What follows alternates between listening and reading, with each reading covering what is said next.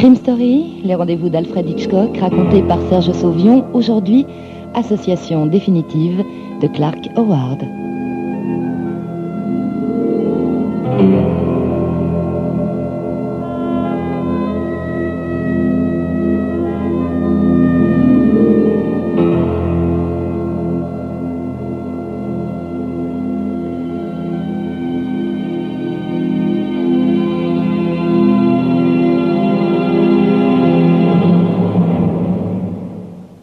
Martin Basque entre dans un bar proche de Randolph Street et se rend directement au fond de la salle où l'attend son vieil ami Hans Clipper. Bonjour Hans, vous allez bien? Oui, très bien Martin, très bien.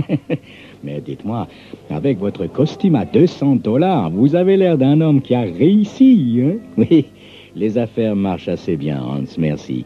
Mais je vois que vous aimez toujours les diamants, cher Hans. Votre bague est magnifique. Oui, Martin, les diamants, c'est mon point faible. J'en ai maintenant un coffre plein. Notez que ces diamants représentent une sécurité pour mes vieux jours. Mais vous ne vieillirez jamais, cher Hans.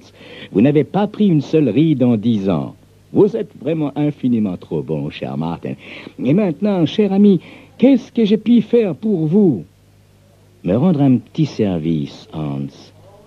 Voilà, je travaille demain soir et une lampe de mon poste à transistor vient de sauter. Alors je me demandais si je ne pourrais pas vous emprunter le vôtre, juste pour demain soir, vous savez. Mais avec plaisir, cher Martin. Pas de problème. Merci, Hans. Surtout que c'est vous qui m'avez donné l'habitude de travailler en écoutant la radio, vous vous rappelez? Oui, parfaitement, je me souviens, Martin. Et je me souviens également que vous me preniez pour un vieux fou quand je vous donnais ce conseil. Ah, Martin, vous étiez une jeune bien indisciplinée. Oui, je sais, Hans, mais j'ai appris beaucoup avec vous. Et c'est en grande partie aux méthodes que vous m'avez enseignées que je dois ma réussite actuelle. Ah, vous la devez surtout au fait que vous étiez une brillante sujet, Martin. Quoi qu'il en soit, venez demain chez moi vers 10h chercher le poste, parce qu'après il n'y aura plus personne. Anna s'occupe dans la journée de l'orphelinat et moi aussi je dois travailler demain soir. Alors votre poste de radio va vous manquer, cher Hans. Non, je vous assure. Venez demain matin à 10h, hein. À présent, cher Martin, il vaut mieux que je rentre, sinon Anna va s'inquiéter. Ah, une belle femme, votre Anna, cher Hans. Vous en avez de la chance, mon cher ami. Oui, c'est vrai, Martin, c'est vrai. Anna me demande souvent de vos nouvelles. Vous savez, elle aussi vous considère comme son fils. Il faudra venir dîner, un de ce soir. Avec plaisir, Hans, quand j'aurai un peu moins de travail. Les deux hommes se lèvent et sortent. Martin accompagne son vieil ami à un taxi et quand ce dernier s'est éloigné, il pénètre dans la cabine téléphonique la plus proche, où il compose un numéro. Oui, allô, monsieur Prindle? Martin à l'appareil. Dites-moi, monsieur Prindle, je dois prendre rendez-vous avec votre associé. À quelle heure dois-je fixer ce rendez-vous? Eh bien, je quitte le bureau vers 7h et lui reste jusqu'à 8. Est-ce que cela vous convient? Mais c'est parfait, monsieur Prindle. J'y serai vers 7h15. Je propose que nous nous retrouvions, vous et moi, dans le hall du Colonial Hotel vers 8h30. Naturellement, vous m'amènerez là. Bien entendu, monsieur Martin, ce qui est convenu. Excellent. Dans ce cas, bonsoir et à demain, monsieur Prindle. Martin raccroche et quitte la cabine. Le lendemain, vers 5h de l'après-midi, il donne congé pour la soirée à son domestique chinois. Vous travaillez ce soir, monsieur Martin? Oui, Lynn. Tu pourras rentrer chez toi dès que tu le voudras. Je mettrai la vaisselle sur l'évier. Une demi-heure plus tard, Lynn est parti. Martin dîne sans se presser, puis se rend dans sa chambre, où il enfile un coûteux costume sombre et choisit avec soin chemise et cravate. Après un coup d'œil dans la glace, il n'y a pas à dire, c'est la tenue de travail idéale, Martin règle avec précision sa montre à cadran lumineux sur la pendule électrique placée à son chevet. Puis, il prend son attaché-caisse et le pose ouvert sur son lit. Après avoir ouvert à double battant les portes de sa penderie et repoussé à droite et à gauche les vêtements sur leur cintre qui pourraient le gêner, Martin fait jouer l'ouverture d'un panneau secret dans la paroi du fond, ayant ainsi accès à une minuscule pièce au mur tapissé d'armes. Il y a là un véritable arsenal. Armes de poing de tout calibre, dynamite, nitroglycérine, détonateurs, grenades, lunettes à infrarouge et tant d'autres armes encore.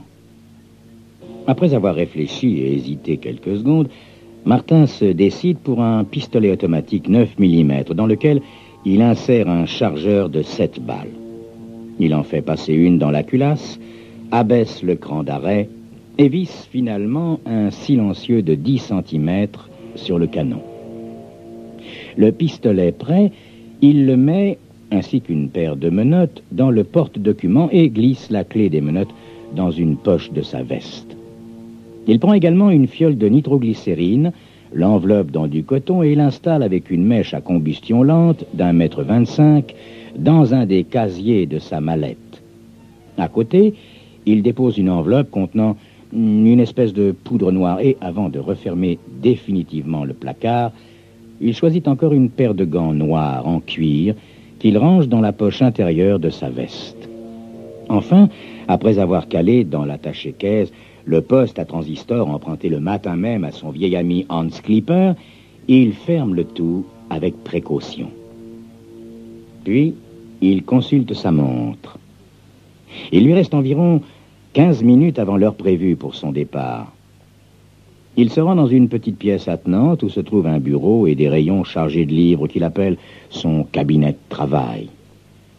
S'asseyant au bureau, il tire un plan de la ville du tiroir central, le déplie devant lui et cherche jusqu'à ce qu'il trouve ce qui l'intéresse. L'adresse qu'il occupe dépend du secteur de la police de Racine Avenue, comme le prouve le coup de crayon rouge qui entoure le commissariat. Tout en étudiant la disposition de l'endroit, Martin déplace son doigt vers l'opposé du même secteur, le plus loin possible du commissariat. Il trouve là une rue appelée Groves Court, dont les numéros vont jusqu'à plus de 1800. Fixant ce détail dans sa mémoire, il replie la carte et la remet dans le tiroir qu'il referme à clé. Puis, il cherche Groves Court dans l'annuaire des rues et choisit tout à fait au hasard un Joseph Mangel au numéro 1834. Il inscrit cette adresse sur une feuille de bloc et recopie également le numéro de téléphone du commissariat de Racine Avenue. À présent, il est temps de partir. Il est très exactement 6h35 quand Martin sort de l'immeuble. Un taxi le conduit au centre de la ville où il se fait déposer à un carrefour animé. Puis, par le métro, il prend la direction du nord. Quand il ressort dans le quartier des Docks, il est 7h moins 2. Comme il est presque arrivé à son rendez-vous et qu'il a un peu d'avance, il marche pendant une dizaine de minutes pour tuer le temps. Puis, il s'arrête et appelle le commissariat de Racine Avenue depuis une cabine téléphonique. Allô? Allô, la police? Je m'appelle Mangel, j'habite 1834 Groves Court.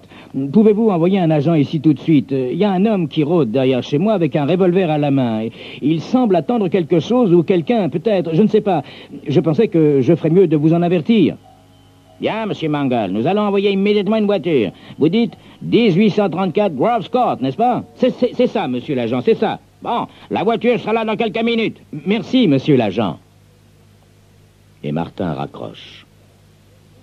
Il se dirige alors vers un immeuble commercial de 2 étages, situé à 200 mètres de là, à l'angle d'une rue étroite. Sur le verre de la porte d'entrée est inscrit en lettres dorées « Horner et Prindle, importateurs ».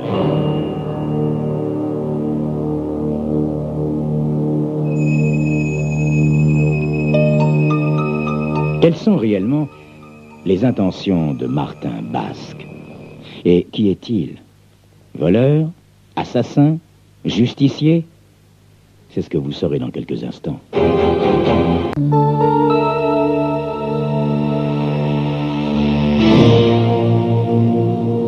Martin n'emprunte pas l'entrée principale. Il longe l'immeuble, sort ses gants de sa poche, les enfile, puis tourne avec précaution la poignée de la porte de l'entrée de service. Elle s'ouvre comme Prindle l'avait promis. Et Martin entre tranquillement. Il referme la porte derrière lui et enfile un long couloir encombré de caisses à claire-voie et de cartons couverts d'étiquettes dans toutes les langues. Voici une affaire qui marche bien, pense Martin. Pas étonnant que M. Prindle veuille en être le seul maître. Arrivé au bout du couloir, Martin aperçoit un petit bureau où brille une lumière. À l'intérieur, il n'y voit qu'une seule silhouette courbée sur la table de travail. Martin s'avance sans bruit, mais une fois à proximité du bureau, sort de l'ombre et se dirige d'un air dégagé vers la porte, sans plus chercher à se cacher, et entre dans la pièce. « Bonsoir, monsieur Horner. »« Qui diable êtes-vous, monsieur ?»« Je viens de la part de monsieur Prindle, monsieur Horner. »« Mais comment êtes-vous entré ici ?»« Mais par la porte de service que monsieur Prindle avait laissée ouverte pour moi, monsieur. Un homme très obligeant, votre associé, monsieur Horner. » Brusquement, Martin sort de son attaché-caisse, son revolver et le braque sur monsieur Horner. « Ceci est un vrai revolver, monsieur Horner, et de plus, il est chargé. Veuillez donc faire exactement ce que je vais vous dire. Vous me rendrez les choses plus faciles. »« Parfait, monsieur Horner. À présent, allez ouvrir votre coffre-fort. » Horner se lève et obéit. Il est devenu très pâle et ses mains tremblent, mais il parvient néanmoins à ouvrir la porte du coffre. « Très bien, monsieur Horner. Maintenant, je vous prierai de vous asseoir sur cette chaise et de mettre vos mains dans votre dos. Voilà, oui, il faut que je puisse fouiller votre coffre sans que vous tentiez quoi que ce soit. Je vais donc vous passer les menottes, monsieur Horner. »« Vous allez dévaliser le coffre, monsieur. Vous voulez dire que mon associé vous paie pour voler le contenu de notre coffre ?»« Pas exactement voler, monsieur Horner. Simplement prendre quelques documents qui l'intéressent. Je suis heureux de pouvoir lui rendre ce service. » Après avoir attaché Horner, Martin range le revolver et sort le poste de radio qu'il branche sur la station locale. Tandis que s'élèvent les harmonies douces du beau Danube bleu, Martin regarde l'heure à sa montre. Il est 7h26. Alors, il se met au travail. Il prélève ainsi dans le coffre-fort 3 dossiers intitulés respectivement « Contrat d'association »,« Inventaire de l'actif » et « Compte non imposable bien caché ». Il retourne près du bureau et les glisse dans sa mallette, d'où il tire cette fois la mèche à feu et l'enveloppe de poudre noire. Puis il retourne au coffre. Le voyant s'agenouiller, Horner lui adresse de nouveau la parole. « Je ne comprends pas, monsieur. À présent que vous avez ces papiers, qu'est-ce que vous cherchez à faire ?»« À votre avis, monsieur Horner, ai-je l'air d'un voleur ordinaire ? Non, n'est-ce pas ? Je suis venu pour vous tuer, monsieur Horner. Vous l'aviez sûrement deviné. » Horner, les yeux agrandis par la peur, secoue la tête, incrédule et horrifié à la fois. « Allons, voyons, monsieur Horner, pourquoi vous montrez si surpris? Vous n'étiez pas toujours d'accord avec monsieur Prindle, votre associé, ces derniers temps, n'est-ce pas, sur le plan des affaires? En outre, il avait, disons, certaines attentions à l'égard de madame Horner, votre jeune femme. Et ça ne vous plaisait pas, n'est-ce pas? » « Oui, c'est vrai, mais je n'ai jamais pensé qu'il en viendrait là. » Évidemment, il arrive qu'on connaisse bien mal ceux qui nous sont les plus proches. Nous nous laissons aveugler. C'est là sans doute une faiblesse bien humaine, n'est-ce pas, monsieur Horner? Laissant Horner à ses pensées, Martin se remet au travail. Il déroule la mèche, la place en spirale sur le rayon inférieur du coffre-fort, place dessus une feuille de papier chiffonné et saupoudre le tout de poudre noire jusqu'à recouvrir complètement le papier. Il est 7h37. Il marche vers le bureau, décroche le téléphone et forme un numéro. « Allô, police ? Allô, oui, ici monsieur Mangle. Je vous ai déjà téléphoné au sujet d'un rôdeur armé d'un revolver au 1834 Groves Court. Oui, monsieur Mangle, nous avons déjà envoyé une voiture. Oui, je sais, monsieur l'agent, mais c'est pourquoi je vous rappelle encore une fois, un de vos hommes a été tué et il est étendu dans la ruelle. Martin raccroche doucement en souriant. Tendant la main vers le poste de radio, il le branche sur une nouvelle longueur d'onde. Des appels de police remplissent alors la pièce. L'appel d'urgence surgit dans les 30 secondes. Ici, poste 22, poste 22, poste 22, à toutes les unités, ordre d'aller d'urgence, 1834 Groves Court, un agent tué, je répète. Satisfait, Martin éteint la radio. Il prend alors la fiole de nitroglycérine et va la placer dans le coffre sur le rayon du haut, entre deux registres. Puis, il allume son briquet et enflamme la mèche. Voyons, il est 7h42, d'ici à l'explosion, il faut compter 24 minutes, puis 10 ou 12 minutes pour que l'alarme soit donnée, et 5 ou 10 autres minutes pour qu'une voiture radio arrive. J'ai 40 minutes devant moi. Bien, largement le temps. Martin referme doucement la porte du coffre et va reprendre son attaché-caisse posé sur le bureau. Cher monsieur Horner, vous devez vous demander à quoi rime toute cette mise en scène avec le coffre, alors qu'une simple balle aurait suffi à vous faire disparaître. Eh bien, tout simplement parce que je suis un professionnel, monsieur Horner. Je ne peux pas me permettre de compromettre les gens qui me paient. Ainsi, dans votre cas, on croira à un vol à main armée. Un meurtre ordinaire sans l'explosion du coffre ferait de votre associé et de votre femme, par la même occasion, les suspects numéro 1. Tandis que là, on croira que vous avez été abattu pendant un cambriolage, pendant que la police était occupée ailleurs, vous comprenez? Mais si moi je vous payais plus cher que Prindle, monsieur, qu'est-ce que vous en dites? Je regrette, monsieur Horner. Je ne mange pas de ce pain-là. Voyez-vous, j'ai une certaine morale. Attendez, s'il vous plaît, monsieur. Non, je suis désolé, monsieur Horner, mais je dois vraiment m'en aller maintenant. Martin a déjà pressé sur la gâchette, envoyant 3 balles dans la poitrine de l'associé principal de la société Horner et Prindle, importateur. Il est 7h51 quand Martin quitte le bâtiment et se retrouve dans la rue. Il se dirige d'un air détaché vers la station de métro. Une demi-heure plus tard, il s'assied à une table face à M. Prindle dans le hall du Colonial Hotel. Allons, détendez-vous, Monsieur Prindle. Vous n'avez absolument rien à craindre. Vous détenez à présent les dossiers. La jeune et belle Madame Horner est veuve.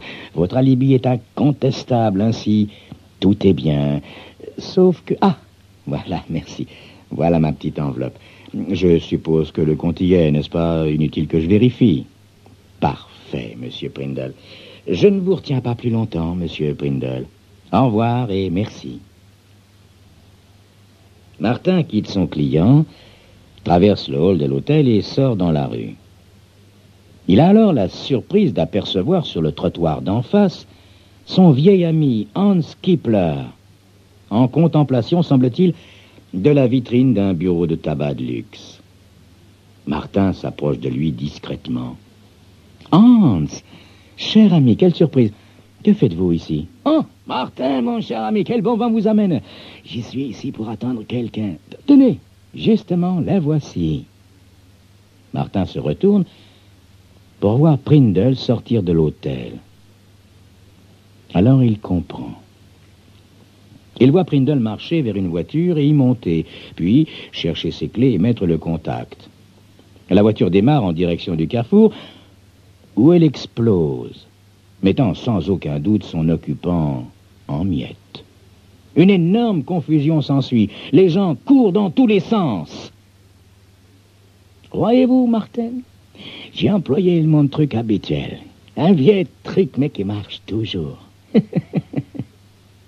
Dites-moi, cher Hans, si ça n'est pas indiscret, qui vous a payé pour cela? Son associé, un nommé Horner. Il prétendait que l'autre était l'amant de sa femme et qu'il voulait tout lui prendre, l'affaire, la femme, les bijoux, tout. Ah, Hans, cher Hans. Voyez-vous, je me demande parfois dans quel monde nous vivons. Savez-vous que j'arrive moi-même d'un rendez-vous avec votre monsieur Horner? Prindle était mon client. Voilà qui est une chose extraordinaire, cher Martin.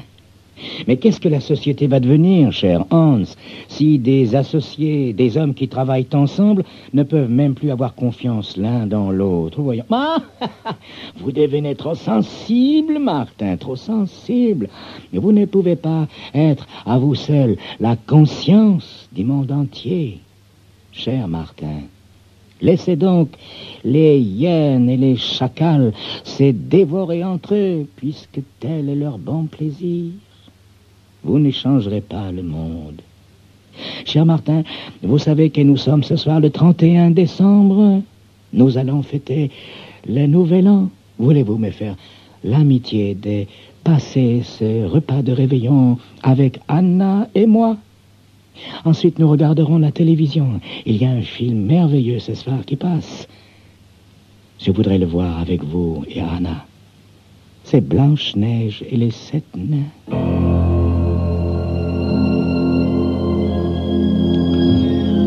C'était Crime Story, les rendez-vous d'Alfred Hitchcock, racontés par Serge Sauvion, aujourd'hui association définitive de Clark Howard.